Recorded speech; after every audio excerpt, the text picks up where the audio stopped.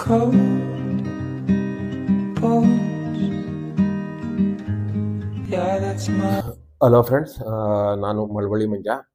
ಈ ವಿಡಿಯೋದಲ್ಲಿ ಏನಪ್ಪ ಅಂದರೆ ಇನ್ಫಾರ್ಮೇಷನ್ನು ರಾಜೀವ್ ಗಾಂಧಿ ವಸತಿ ನಿಗಮದ ಬಗ್ಗೆ ಏನು ವಿಡಿಯೋಗಳು ಮಾಡಾಕ್ತೀನಿ.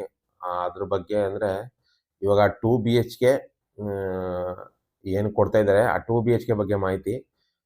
ಏನು ಮಾಹಿತಿ ಅಂದರೆ 2 BHKದು ಫಸ್ಟು ಅದು 2 BHK ಅಪ್ಲಿಕೇಶನ್ ಹಾಕುವಾಗ ಅಂದರೆ BJP ಸರ್ಕಾರ ಏನಿತ್ತು ಆವಾಗ ಆ ಟೈಮ್ನಲ್ಲಿ 14 ಲಕ್ಷ ರೂಪಾಯಿನೂ ಫಿಕ್ಸ್ ಮಾಡಿದ್ರು. 14 ಲಕ್ಷ 2 BHKಗೆ, 6.5-7 ಲಕ್ಷ ರೂಪಾಯಿ 1 BHKಗೆ ಅಂತ ಫಿಕ್ಸ್ ಮಾಡಿದ್ರು. ಇವಾಗ ಅದು ತುಂಬ ಬದಲಾವಣೆಗಳಾಗೈತೆ. ಯಾಕೆ ಅಂತಂದರೆ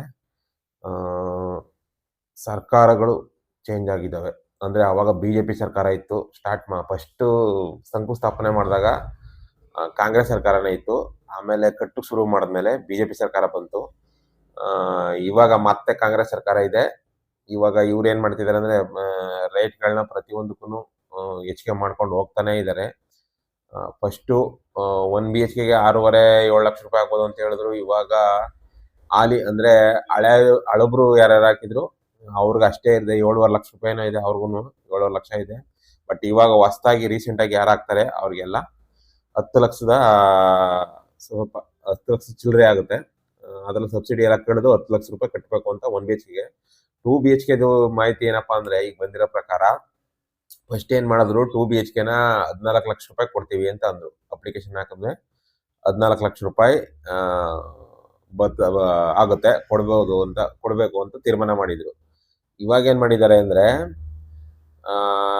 ನೀವು BPL ಆವಾಗ ಏನಾಗಿತ್ತು, BPL ಕಾರ್ಡ್ ಇರೋರಿಗೆ ಮಾತ್ರ 2 BHK 1 BHK ಎರಡೂ ಅಂತ ಹೇಳಿದ್ರು. ಇವಾಗ 2 BHKನ BPL ವಿತೌಟ್ BPL ಕೂಡ ತಗೋಬೋದು ಅಂತ ಮಾಡಿದ್ದಾರೆ. ವಿತೌಟ್ BPL ಅಂದರೆ BPL ಯಾರು ತಗೋಬೋದು, ಈ BPL ಕಾರ್ಡ್ ಇದ್ರು ತಗೋಬೋದು, APL ಕಾರ್ಡ್ ಇದ್ರೂ ನೀವು ತಗೋಬೋದು 2 BHKನ. ಅದು ಯಾವ ಥರ ಮಾಡಿದ್ದಾರೆ ಅಂದರೆ ಮೊದಲು 14 ಲಕ್ಷ ಆಯಿತು, ಆಮೇಲೆ 18 ಲಕ್ಷ ಮಾಡಿದ್ರು. ಇವಾಗ ಮತ್ತೆ ಚೇಂಜ್ ಮಾಡಿದ್ದಾರೆ. ಈಗ 14 ಲಕ್ಷನೂ ಇಲ್ಲ, 18 ಲಕ್ಷನೂ ಇಲ್ಲ. ಇವಾಗ ಅದನ್ನ ಹರಾಜಿನ ಮೂಲಕ ಇದು ಮಾಡಬೇಕು ಅಂತ ಅಂದ್ಬಿಟ್ಟು ಸೇಲ್ ಮಾಡಬೇಕು ಅಂತ ತೀರ್ಮಾನ ಮಾಡ್ಕೊಂಡಿದ್ದಾರೆ. ಅದು ಯಾರ್ಯಾರು ಅಪ್ಲಿಕೇಶನ್ ಹಾಕಿದ್ದಾರೆ ಅವ್ರಿಗೆ ಮೆಸೇಜ್ ಮುಖಾಂತರ ಅಥವಾ ಕರೆ ಮಾಡಿ ರಾಜೀವ್ ಗಾಂಧಿ ವಸತಿ ನಿಗಮದವರೇ ತಿಳಿಸ್ತಾರೆ ಯಾವಾಗ ಹರಾಜಿರುತ್ತೆ ಡೇಟು. ಆ ಡೇಟಿಗೆ ಬಂದು ನೀವು ಹರಾಜಲ್ಲಿ ಪಾಲ್ಗೊಳ್ಳಿ ಅಂತ. ಅಕಸ್ಮಾತ್ ನೀವು ಅಪ್ಲಿಕೇಶನ್ ಹಾಕಿಲ್ಲ ಅಂದ್ರೂ ಕೂಡ ಹೋಗಿ ಹರಾಜಿನಲ್ಲಿ ಹೋಗಿ ನೀವು ನಿಮ್ಮ ಡಾಕ್ಯುಮೆಂಟ್ಸ್ ಕೊಟ್ಟು ಮನೆಗಳನ್ನ ಖರೀದಿ ಮಾಡ್ಬೋದು. ಇದೊಂದು ಅನುಕೂಲ ಚೆನ್ನಾಗಿದೆ. ಯಾಕೆಂದರೆ ಫಸ್ಟು ಬರೀ ಅಪ್ಲಿಕೇಶನ್ ಹಾಕಿ ಅವ್ರು ಮಾತ್ರ ಅಂದರೆ ಅವ್ರಿಗೆ ಮಾತ್ರ 18 ಲಕ್ಷ ಅಂತ ಹೇಳಿದ್ರು. ಬಟ್ ಇವಾಗ 18 ಲಕ್ಷ ಅಲ್ಲ, 18 ಲಕ್ಷನೂ ತೆಗೆದಾಕಿದ್ರು, 14 ಲಕ್ಷನೂ ತೆಗೆದಾಕಿದ್ರು. ಇವಾಗ ಏನಿದ್ರು ಬೀಟ್ ಮುಖಾಂತರ ಅದು 20 ಲಕ್ಷನೇ ಆಗ್ಬೋದು, 25 ಲಕ್ಷನೇ ಆಗ್ಬೋದು, 30 ಲಕ್ಷನೇ ಆಗ್ಬೋದು, ಹೇಳೋಕ್ಕಾಗಲ್ಲ. ಅವ್ರು ಎಷ್ಟು ಲಕ್ಷಕ್ಕೆ ನೀವು ಬೀಟ್ ಸಾರಿ ತಗೋತಿರೋ ಅದ್ರ ಮೇಲೆ ಅಂತ ಮಾಡಿರೋದ್ರಿಂದ ಇಲ್ಲಿ ಡಾಕ್ಯುಮೆಂಟ್ಸ್ ಯಾವುದೂ ಲೆಕ್ಕಕ್ಕೆ ಬರಲ್ಲ. ಮೊದಲು BPL card, ration card, BPL ration card ಇರಬೇಕು, ಆಮೇಲೆ ಬೆಂಗಳೂರು ವಸತಿ ಆಗಿರಬೇಕು, ಬೆಂಗಳೂರು ಇರಬೇಕು, ಹಾಗೆ ಹೀಗೆ ಅಂತ ಏನೇನೋ ಹೇಳಿದ್ರು. ಬಟ್ ಇವಾಗ ಏನು ಮಾಡಿದ್ದಾರೆ ಅಂದರೆ ಅದೆಲ್ಲ ತೆಗೆದಾಕಿ 2 BHKಗೆ ಮಾತ್ರ ನಾನು ಹೇಳ್ತಿರೋದು. 2 BHKಗೆ ನೀವು ಅಪ್ಲಿಕೇಶನ್ ಹಾಕಿಲ್ಲ ಅಂದ್ರೂ ಹೋಗಿ ಹರಾಜಿನಲ್ಲಿ ಪಾಲ್ಗೊಂಡು ನಿಮಗೆ ಯಾವ ರೇಟ್ಗೆ ಅಂದರೆ ಅವರು ಸ್ಟಾರ್ಟಿಂಗ್ ಪ್ರೈಸ್ ಒಂದು ಫಿಕ್ಸ್ ಮಾಡಿರ್ತಾರೆ. ಅದೆಷ್ಟು ಅಂತ ಅಲ್ಲೇ ಗೊತ್ತಾಗುತ್ತೆ. ಸ್ಟಾರ್ಟಿಂಗ್ ಒಂದು ಗೌರ್ಮೆಂಟ್ ಪ್ರೈಸ್ನ ಫಿಕ್ಸ್ ಮಾಡಿರ್ತಾರೆ. ಆ ಗೌರ್ಮೆಂಟ್ ಫೀಸನ್ನ ಫಿಕ್ಸ್ ಮಾಡಿರೋದನ್ನ ಸ್ಟಾರ್ಟಿಂಗು ಕೂಗಾದ್ಮೇಲೆ ನೀವು ಹರಾಜಿನ ಮುಖಾಂತರ ನಿಮಗೆ ಎಷ್ಟಕ್ಕೆ ತಗೊಂಡ್ರೆ ಸರಿ ಅನಿಸುತ್ತೆ ಅಷ್ಟು ಗಂಟ ಕೂಗಿ ನೀವು ನಿಮ್ಮ ಮನೆಗಳನ್ನ ಬುಕ್ ಮಾಡ್ಬೋದು. ಈ ಥರ ಮಾಡಿದ್ದಾರೆ. ಬಟ್ ಈ ಥರ ಮಾಡಿರೋದು ಅಷ್ಟು ಸರಿ ಇಲ್ಲ ಅಂತ ನನ್ನ ಅಭಿಪ್ರಾಯ, ಬೇರೆಯವ್ರದಲ್ಲ, ನನ್ನ ಅಭಿಪ್ರಾಯ. ಇದು ಮಾಡಿರೋ ಸರಿ ಇಲ್ಲ ಅಂತ. ಯಾಕೆಂದರೆ ಫಸ್ಟು ಇವ್ರು ಏನು ಮಾಡಿದ್ರು, 1 BHK ಆಗ್ಬೋದು, 2 BHK ಆಗ್ಬೋದು, ಇವರು ಬಡವರು ಕೊಡ್ತೀವಿ, BPL ಕಾರ್ಡ್ ಇರೋರು ಕೊಡ್ತೀವಿ ಅಂತ ಮಾತ್ರ ಇವರು ಕೊಟ್ಟರು.